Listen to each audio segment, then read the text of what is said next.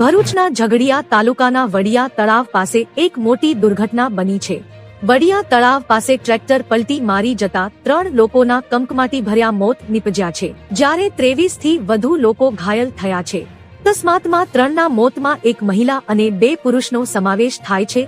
ઉમલા વડિયા મંદિરે દર્શન કરીને પરત ફરતી વખતે અકસ્માત સર્જાયો હતો। ટ્રેક્ટર પલટી ખાતા આસપાસના લોકો બચાવ કાર્યમાં જોતરાયા હતા। અકસ્માતની જાણ વાયુ વેગે પ્રસરતા ઉમલા સામૂહિક આરોગ્ય કેન્દ્ર ખાતે લોકો ટોળા ઉમટી પડ્યા હતા। આ ઘટનાની મળતી માહિતી પ્રમાણે ભરૂચ જિલ્લાના ઝઘડિયા તાલુકાના વડિયા તળાવ પાસે ટ્રેક્ટર પલટી જતા 3 લોકોના ઘટના સ્થળે મોત નીપજ્યા છે, જ્યારે 23 થી વધુ ઈજાગ્રસ્ત થયા છે, જેમને 108 એમ્બ્યુલન્સની મદદથી સારવાર અર્થે હોસ્પિટલ ખસેડવામાં આવ્યા છે।